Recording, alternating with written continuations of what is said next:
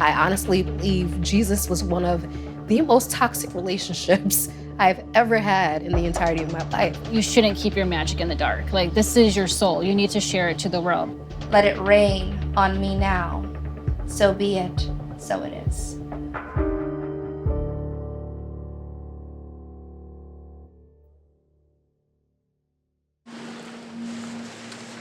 I was a super Christian.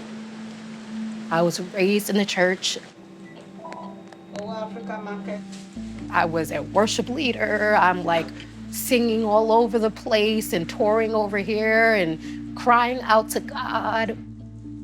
How many times have I prayed to Jesus to show up for things that were actually needed and he didn't show up? Melissa Whetstone grew up as a preacher's kid, but 12 years ago, she left the church.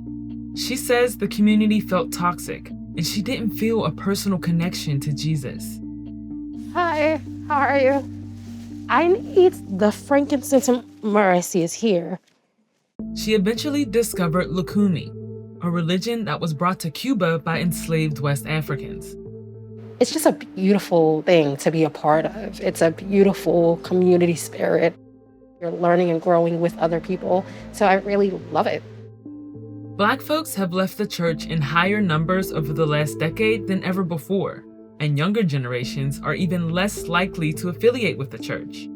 But many young people are still seeking spirituality, and some are reviving traditions from Africa and the Caribbean through practices that connect them with their ancestors.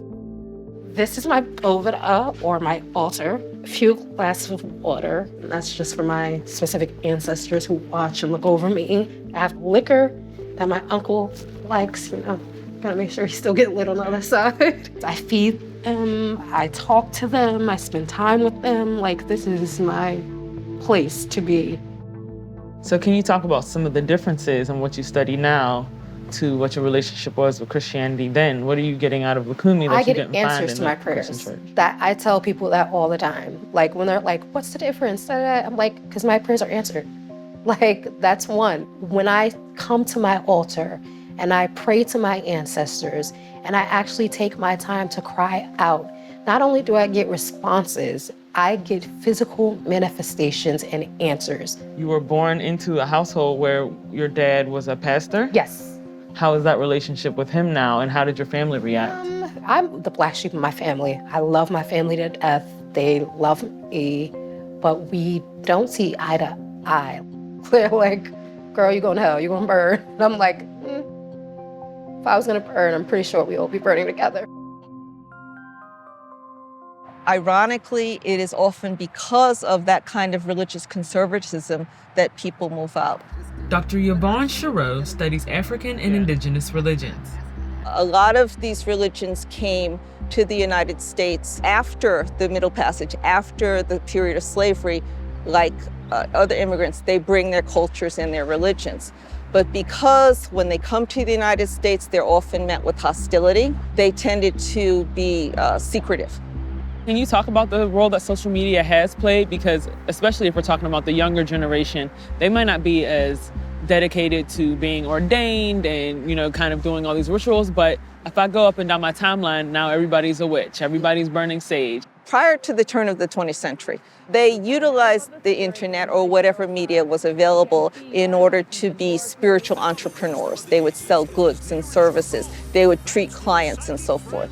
With the coming of the digital age, and in particular social media, I really feel like younger people are grabbing on to some of the digital trends where they can sort of brand themselves as practitioners. It's a kind of identity to be a part of this. So the internet and social media has certainly helped to popularize it, but I really do feel strongly that this is something of a movement in that young Black people, they are reaching back, they are recovering that which is ancestral, but they're doing it in their own way.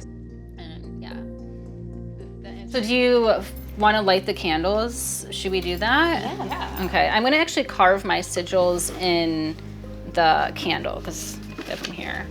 Majori is a 29-year-old fashion designer living in New York who practices witchcraft. She casts spells with a coven of other young witches.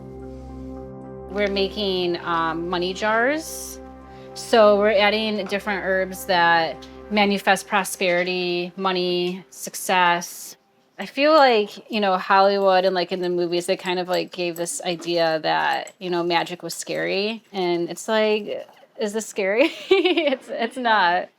Would you consider this your religion as opposed to being Catholic? Yes, definitely. Divination is my main form of like spiritual practice, but being Catholic too, it still like resonates and there's like some roots in there.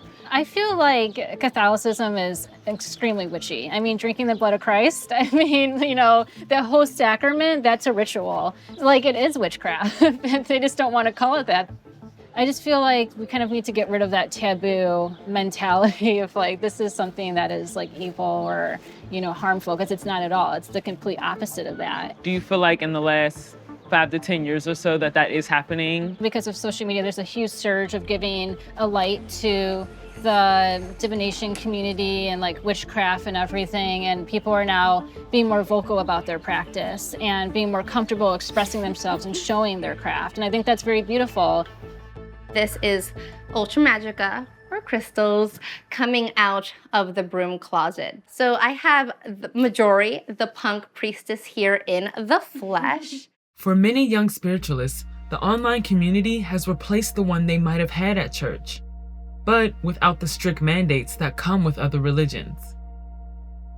I'm not the type of witch that likes to subscribe to rules. I just do whatever it is I please. If it doesn't fit the spell, I will improvise. It is what it is. I feel like the rules, it's like oppressive. We need to have, the system. You have to be a certified like tarot reader. And it's like, I want to like dismantle and get rid of that, because that's not what healership really is. You don't. That's why we're here. That's why we're here. You don't have to subscribe to these rules, because like, who's telling you these things? It's again, like, have your own independent thought. That is what divination is. I'm just holding Very it off. Taurus of you.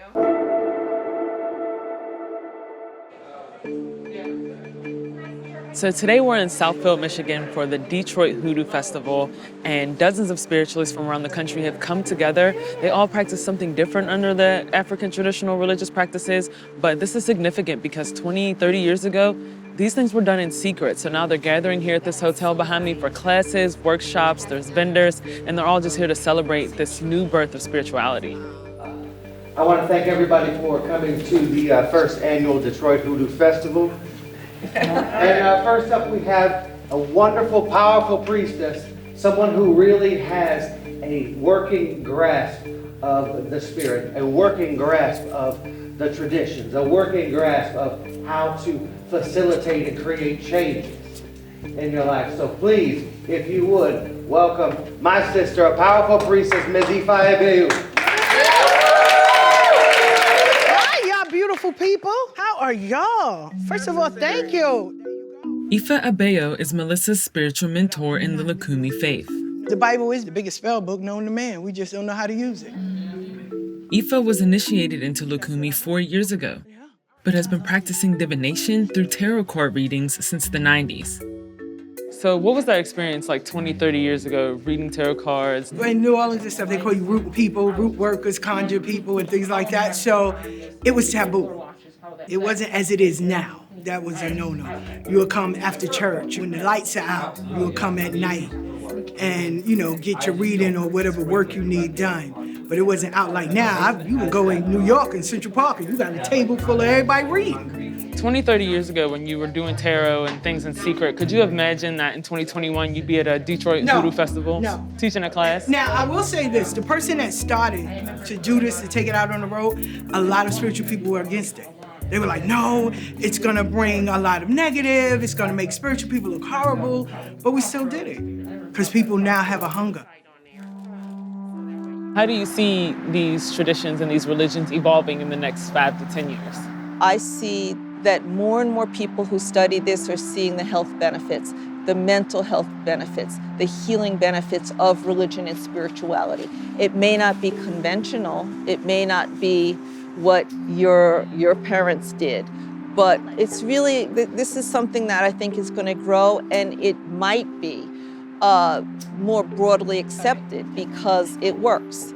Let us be sun-drenched and beaming, anointed, let it rain on me now. So be it. So it is. And so it is. So it is.